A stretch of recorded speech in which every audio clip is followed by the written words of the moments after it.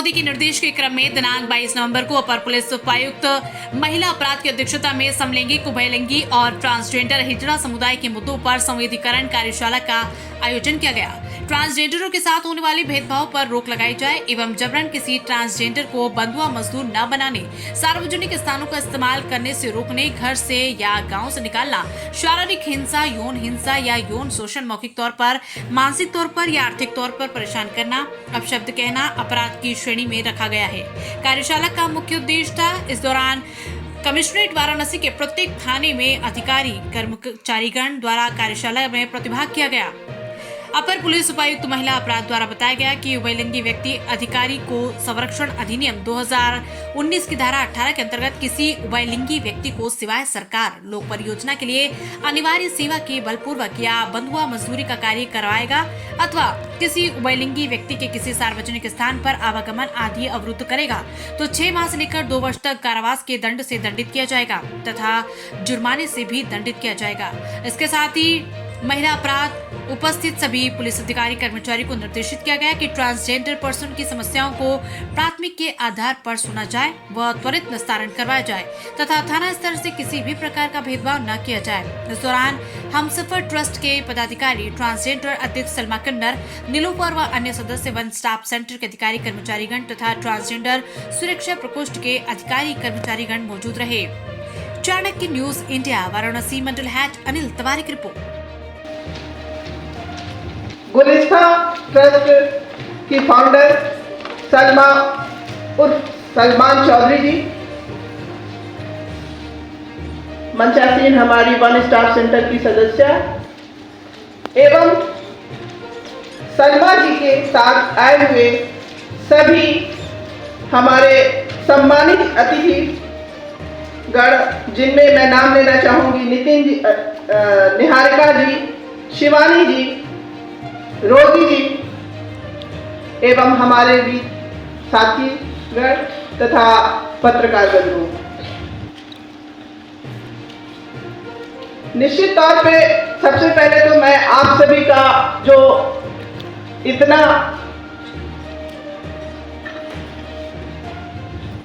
क्रांतिकारी जो एक अभियान पूरे देश में लेकर आपने एक मुहिम छेड़ी है, हमने तो यहाँ से सलमा जी को देखा था, लेकिन आप बॉम्बे से आए तो सबसे पहले आपका हम स्वागत और अभिनंदन करते हैं और आपका आभार व्यक्त करते हैं कि आपने पुलिस प्रशासन के साथ मिलकर के ये मुहिम छेड़ी है।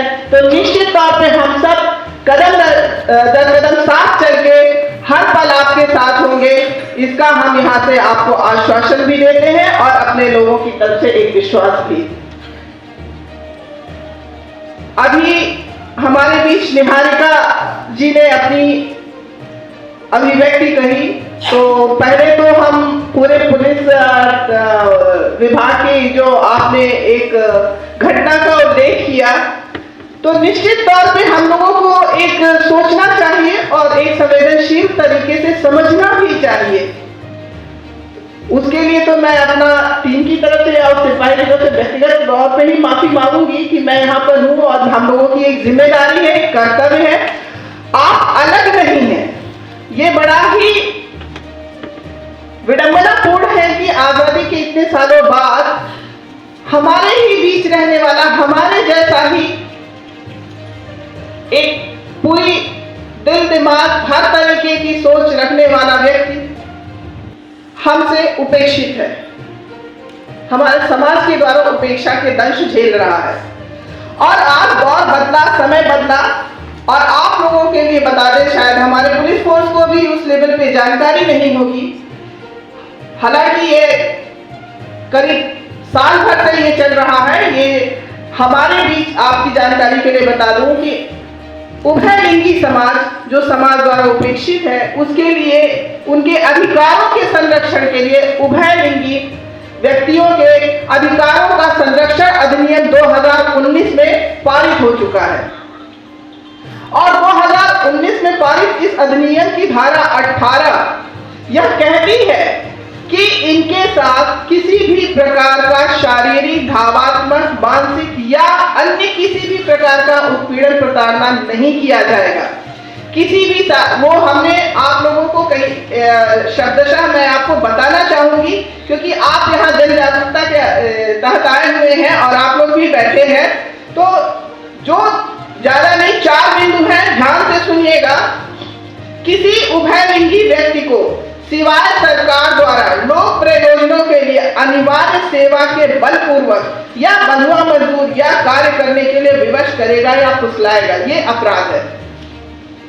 किसी उभयलिंगी व्यक्ति के किसी सार्वजनिक स्थान में आवागमन के अधिकार का प्रत्याख्यान करेगा, मतलब बाधा पहुंचाए या कोई अन्य बात के, जैसे आप कहते हैं आपने स्कूटी पार्क किया तो आपको पार्क करने नहीं दिया गया, या ऐसे व्यक्ति को सार्वजनिक स्थान जिस तक अन्य 2 व्यक्तियों की पहुंच है या अधिकार है के उपयोग या उस तक पहुंच को अवरुद्ध करेगा। तो जहां 2 व्यक्ति जा सकते हैं तो वहां हर कोई जा सकता है, उसमें आप भी जा सकते हैं। तीसरा है, उभयलिंगी व्यक्ति को गृहस्थी, ग्राम या निवास के अन्य स्थान को छोड़ने के लिए विवश करेगा या छोड़ना कारित करेगा। किसी उभयलिंगी व्यक्ति के जीवन, सुरक्षा, स्वास्थ्य या भलाई की अपहानि करेगा या क्षति करेगा या खतरे में डालेगा, चाहे वह मानसिक हो या शारीरिक, या ऐसा कृत्य करेगा जिसके अंतर्गत शारीरिक दुरुपयोग कारित करना, लैंगिक दुरुपयोग, मौखिक और भावनात्मक दुरुपयोग और आर्थिक दुरुपयोग भी है। तो अगर ऐसा कोई अपराध होता है तो कारावास से जो 6 माह से कम नहीं होगा किंतु 2 वर्ष तक हो सकेगा और जुर्माने से भी दंडनीय होगा।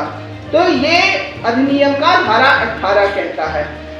अब आपको 10 मिनट, ज्यादा नहीं 5 मिनट का समय लूंगी, क्योंकि समय आप लोग का बहुत कीमती है, आप लोगों का प्रोग्राम और भी है इस जन जागरूकता अभियान का।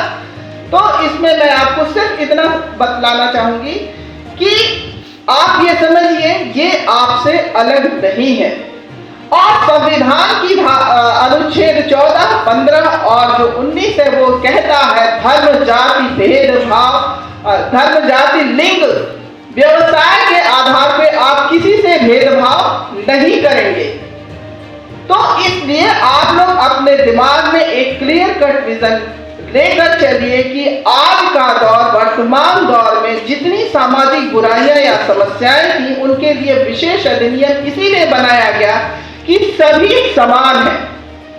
First gender, second gender, third gender, तीनों ही समान तौर पे हर एक तरीके के नैसर्गिक अधिकार के संवैधानिक अधिकार पाने के अधिकृत हैं।